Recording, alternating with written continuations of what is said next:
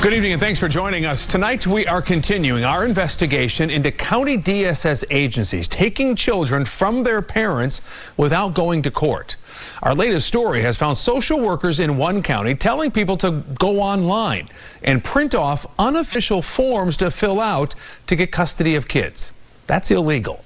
The director of the Cabarrus County Department of Human Services says her agency took steps to correct the cases where the illegal forms were used. But a state lawmaker who spent nearly 2 decades as a judge before serving in the General Assembly says the forms they used to fix the cases shouldn't have been used either.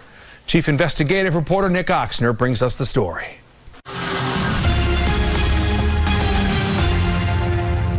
Does it make you sad to think about the experience that they've had? Yes, it does.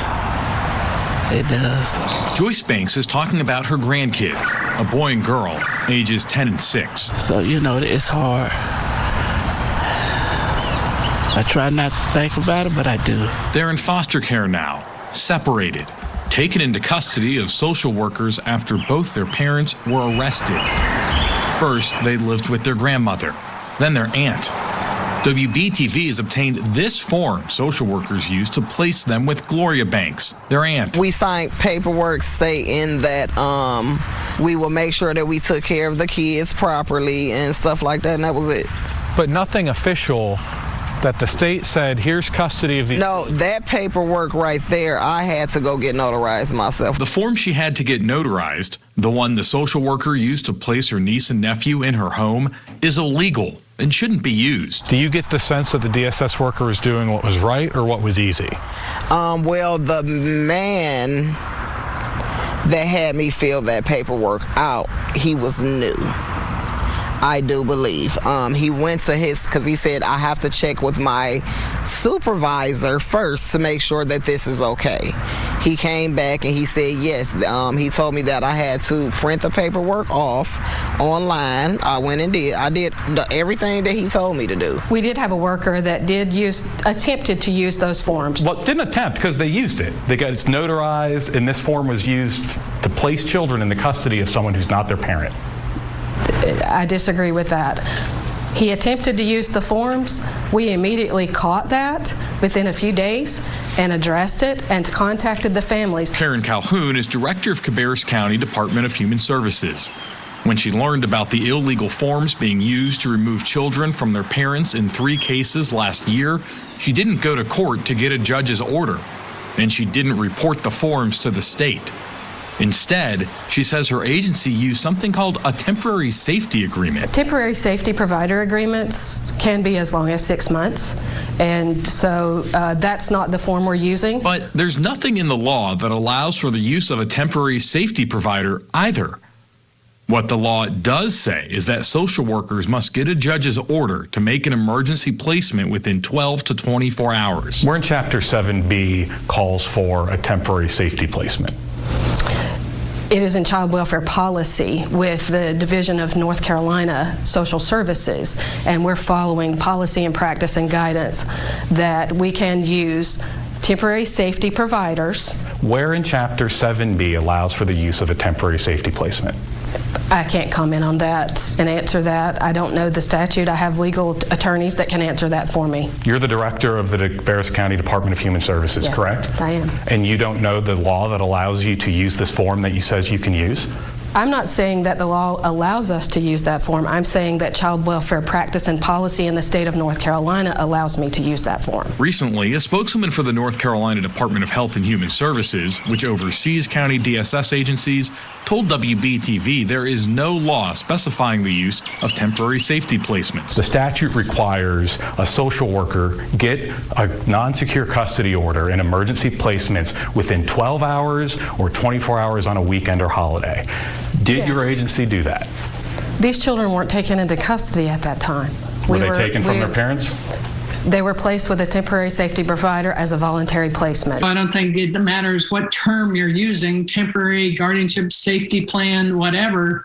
You need permanency and you need safeguards to make sure these children are taken care of well. State Representative Marcia Morey spent nearly 2 decades as a district court judge in Durham, presiding over cases including emergency child placements. This process is simply sign a piece of paper and off the child goes. Maury underscored the legal requirement that social workers get a court order when taking children from their homes. We don't know how safe they are. What happens with confidential records? What happens with school records? There are so many problems with this. That's why court involvement is essential. I would love to see them back in my care. I would love it. What would your message be to DSS? My message to DSS, give me my grandkids back because y'all went it by the wrong way. CMS suspended a student who reported being sexually assaulted. Is that acceptable to you? A WBTV investigation continues. How did a female student get suspended after reporting being sexually assaulted? I'm going to have anyone my else lunch. from the school board? Silence. That's the answer we got from Charlotte-Mecklenburg school board members today when we tried asking a question. How could something like this happen? He put his hands in my pants and then he was like touching my breast. We first told you last night about a 15-year-old girl who reported being sexually assaulted by a classmate at Hawthorne Academy High School, which is in CMS. Police have filed charges in the case, but the school's principal determined the assault didn't happen and suspended the girl. I had faith in CMS that they were going to do right by my daughter. So when I got that phone call, I was hurt. And that is where we start right now at 6 o'clock. Thank you for trusting WBTV News. I'm Jamie Bull. And I'm Molly Grantham. Since our story first aired yesterday, WBTV has gotten no response from CMS. So Chief Investigative Reporter Nick OCHSNER saw this afternoon's school board meeting as an opportunity to take our question to school leaders face to face. But Nick, doesn't look like you got much of an answer. Well, Molly, Jamie, I first emailed a spokesman for the school board Tuesday of last week asking for an interview with any board member about the Hawthorne Academy High School student who was suspended after reporting a sexual assault. Then, last night, after our original story ran, I sent an email to each board member with a link to our story asking for their reaction. Only one board member responded, so I showed up to their open meeting today to try to ask questions. I emailed you last night about the situation at Hawthorne Academy High School. I don't have any information about it. You got it? Okay, great. Right, so you don't have any comment about a CMS student who has been suspended after reporting sexual assault. I don't have any information. This is our lunchroom. That's school board member Margaret Marshall refusing to answer questions about the student at Hawthorne Academy High School who was suspended after reporting a sexual assault. School administrators gave the girl this letter saying she filed a false report. She was suspended and has to attend a class called Sexual Harassment is Preventable. What would you tell school leaders about how this has made you feel? That they should have done something about it. Instead of punishing me, they should have punished him. They are making her feel like she is being punished for coming forward. Do you think she would think twice before coming forward if a similar thing happened again? I do, and that scares me because she told me how hard it was for her to come out and tell the story to me, to the school, to the police. Ms. Dashew, Nick OCHSNER at WBTV. Why haven't you responded to our attempts to ask questions about what happened to the student at Hawthorne Academy High School? Because I don't comment on student matters. Ma'am, CMS suspended a student who reported being sexually assaulted. Is that acceptable to you? Ms. Dashew? You're making kind of in my space. CMS board chairwoman Elise Dashew wouldn't answer our questions either. Thank you. And even got a government center security officer to escort her out of the room. You will not answer our questions. Why not? I have told you why, that we don't respond on student matters. So it's acceptable to you for CMS to suspend a student who reported being sexually assaulted. How does that square with what you said just a few months ago about wanting students to report and feel safe? Thank you. You are not the person that I would convey that message to. So thank you very much. When we tried asking board member Jennifer De La Hara whether it's appropriate for a student to be suspended after reporting a sexual assault, she said she couldn't answer our questions because she needed to eat lunch. I emailed you last night to see why neither you nor anyone else from the school board will respond to our request for comment. Jennifer, I'll take your bags if you want to grab your lunch. Okay. Now, it's worth noting that CMS Superintendent Ernest Winston wasn't at today's board meeting. A spokesman for Winston previously declined to schedule a time for him to answer our questions. But most importantly, the Hawthorne Academy student and her mother have still not heard anything from school administrators or Charlotte-Mecklenburg schools since our story first ran last night. Rest assured, we are going to continue to hold the district accountable. It's called the HOPE program, and it made grants to people who needed financial help during the pandemic. Yeah, we've previously uncovered concerns about state officials using the money to pay people who don't qualify. Well, now we have found blatantly fraudulent applications that were paid anyways. WBTV's chief investigative reporter Nick OCHSNER is asking how this keeps happening. This unassuming apartment building sits out of the way at the end of a road in Mocksville.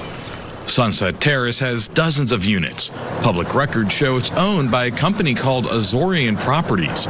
But this application for a HOPE grant for Unit 22 says the complex is owned by a woman named Takia Hawkins.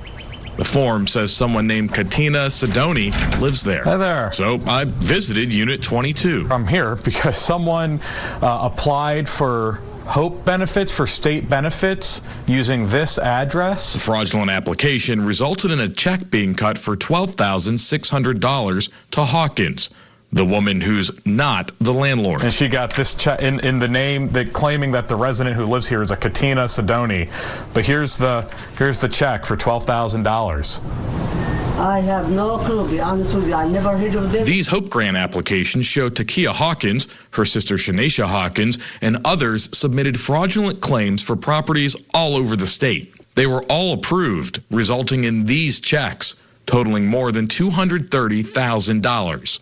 One of those checks was for this address in Davidson County, where Louise Shaw lives. I don't even know what a HOPE grant is. Someone submitted this application in 170 Surratt Drive, Apartment 1 in Denton. That's where we are, right? Yeah.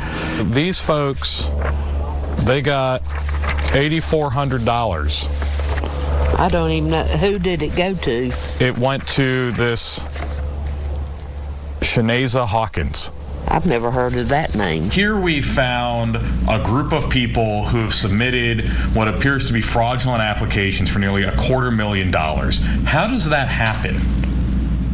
Yeah, so first of all, Nick, I want to make sure that we put in perspective what the HOPE program has been able to do. So we have sent out $774 million worth of checks to landlords and utility companies across the state. Laura Hogshead is director of the North Carolina Office of Recovery and Resiliency, the state agency that administers the HOPE program. When we talked with her last fall, she said her office had robust fraud detection in place. She made the same claims in an interview for this story. Even as we asked her about a stack of fraudulent applications her office approved and paid. Anytime we notice something odd, that's why we have both a computer compliance check and a human compliance check, because fraud tactics change. But what are they checking? What are they checking? I can't tell you exactly what we check because that would give everybody an idea of how to evade that. But I want to know that you know that we constantly update those indicators. One of the applicants we're looking at in our story used the leasing center for a family housing place at Camp Lejeune and said they owned that. How did that get through your supposedly robust system of fraud compliance checks? Yeah, anytime you have a program this big, you're going to have people who try to defraud it. Hogshead said the applications we flagged were referred to law enforcement for investigation before our questions. But she wouldn't say which agency or when the referral was made. I'm sorry, the person you were trying to reach has a... Takia Hawkins didn't answer when we called and didn't respond to a text message. Her sister, Shanesha, did pick up the phone. Briefly. Hi, this is Nick OCHSNER. I'm a reporter at WBTV. We're recording this conversation for a story that we're working on about the fraudulent HOPE grant applications you submitted.